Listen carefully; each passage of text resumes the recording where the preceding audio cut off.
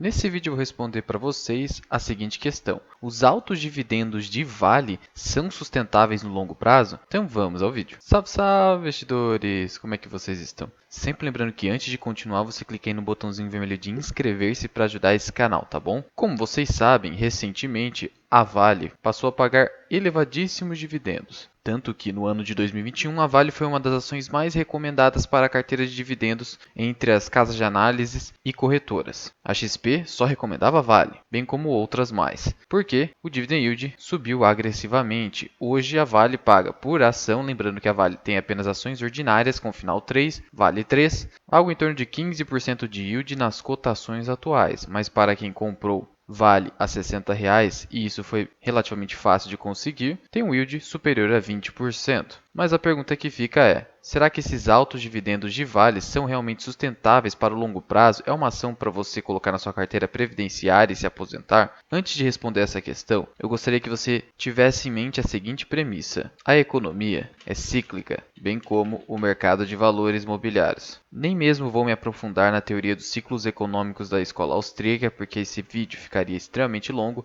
mas o ponto é, a economia se move em ciclos, assim também o mercado de bolsa de valores, o mercado de valores mobiliários. Também não vou ingressar aqui na teoria de Down, para o qual os preços se movem em fases. Primeiro a fase de acumulação, após a fase de alta tendência e depois a fase de correção. De tal modo que Ibovespa, por exemplo, aqui seria uma fase de acumulação, os preços caindo e as pessoas comprando. Aqui a fase de tendência, aqui uma correção. Mas essa situação de que os mercados se movem em ciclos foi muito bem explicada nesse best-seller Dominando o Ciclo de Mercado, do Howard Marks, que é um grande gestor famosíssimo aí em todo o planeta. É um livro que eu recomendo muito, você vai entender muito bem o que significa o ciclo de mercado, e ele também cita o ciclo de mercado em outro livro muito interessante, o mais importante para o investidor, em que no seu prefácio na versão brasileira, o Henrique Breda cita que foi muito importante ele escutar, ele ler Howard Marks no sentido de que, como os mercados se movem em ciclo, existe ali um ciclo de baixa e um fundo do poço. E aí ele disse que agradece Howard Marks, uma vez que, mesmo que todos estavam desesperançosos até 2015, com o mercado em queda sem fim, ele entendeu que haveria ali em algum momento um fundo do poço, por isso ele começou a comprar bastante e zerar caixa ali em 2015 e realmente foi muito lucrativo, como ele cita ali no prefácio. Diante disso, diante desse cenário de que a economia é cíclica bem como o mercado, a gente pode dizer que, em alguma medida, todos os setores da economia e todas as empresas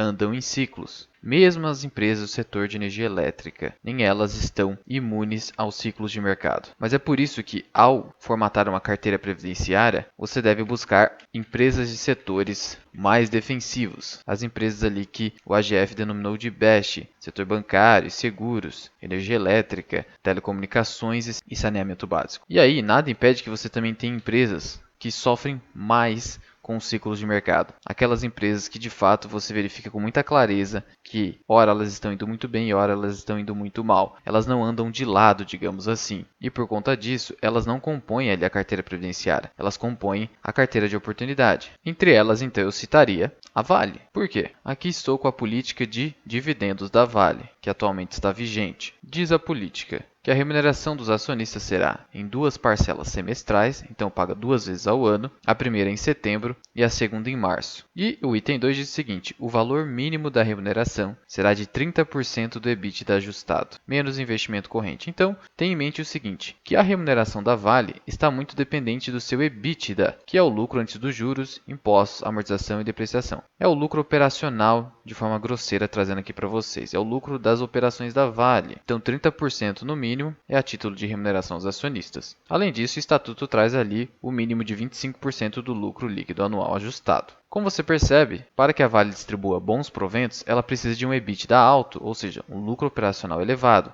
E como que a Vale tem um lucro operacional elevado? Desde que a sua commodity, o minério de ferro, esteja a preços elevados e que a demanda por essa commodity também esteja elevada. E atualmente ela o está principalmente pela demanda na China. E aí você vai perceber ao olhar o gráfico de preços da Vale que de 2010 a 2016 foi queda livre. E depois, em 2016, seguindo a tendência do Ibovespa, subiu consideravelmente. Ali de 2018 a 2019 teve uma queda considerável de mais de 30%, depois subiu fortemente a partir de 2020. Por quê? Porque justamente ali o minério de ferro subiu com força. Aí teve uma correção ali em junho até novembro do ano passado e voltou a subir agora. Agora eu vou abrir para vocês o gráfico de preços do minério de ferro. Aqui é o gráfico de preços do minério de ferro dos últimos 5 anos. Perceba o seguinte, que essa correção de preços aqui aconteceu justamente em junho até novembro. Aqui você percebe que a cotação da Vale acompanha a cotação do minério de ferro, porque o resultado operacional da Vale depende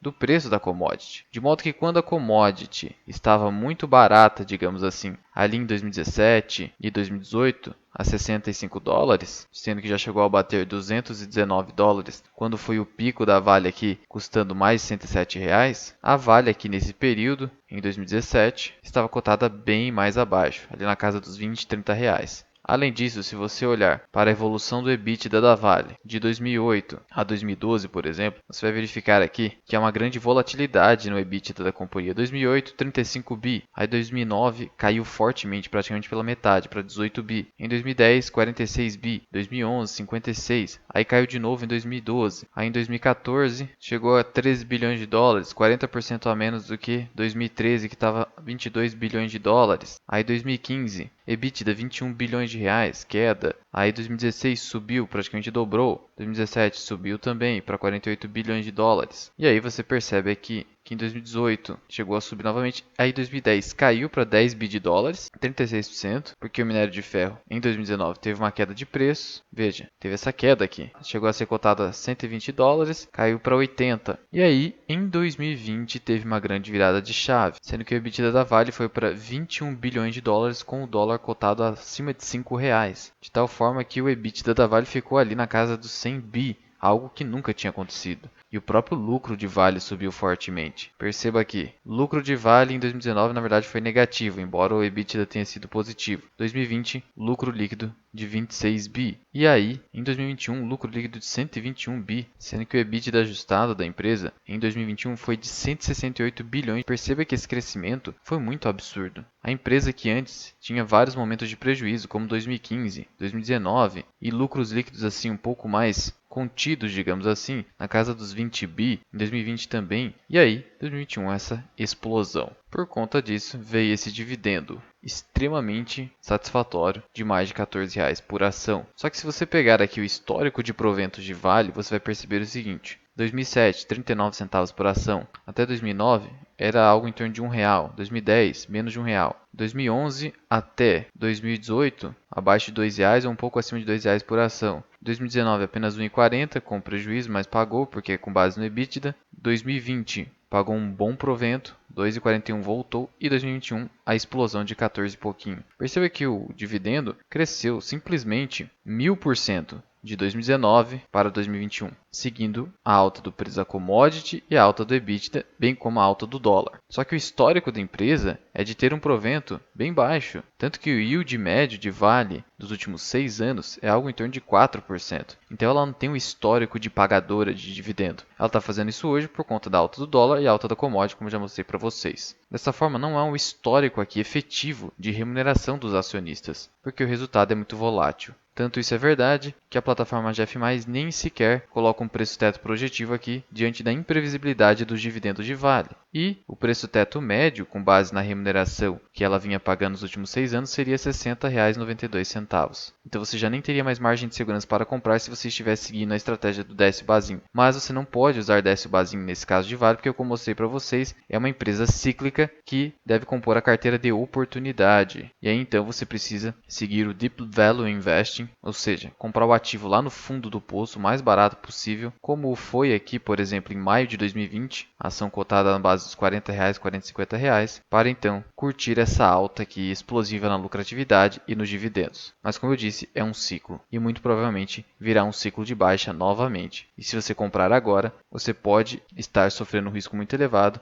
porque como eu disse, os dividendos de Vale historicamente não foram elevados, de modo que a sua duration pode ser bastante longa, já que o retorno do capital que você investiu pode levar bastante tempo para ocorrer. Por isso a conclusão é: considerando que o dividendo de Vale depende do seu EBITDA ajustado e que seu EBITDA é extremamente volátil, segue tendências macroeconômicas, como a alta do preço do minério de ferro e a alta da cotação do dólar, é manifesto que, considerando que a Vale não tem um bom histórico de dividendos e que o presente momento é de alta forte desses dividendos, em algum momento vai ocorrer uma correção, como tem ocorrido historicamente. E aí os dividendos serão muito baixos, e se você comprou a ação a um preço como está hoje, por exemplo, na minha opinião, você pode estar sofrendo um risco elevado. É por isso que, na minha opinião, não. Os dividendos altos de Vale atuais não são sustentáveis no longo prazo. Não é razoável você supor que ela mantenha uma remuneração superior a 10% por um longo período. Só se você supor que o minério de ferro continuará subindo infinitamente e que o dólar também continuará subindo infinitamente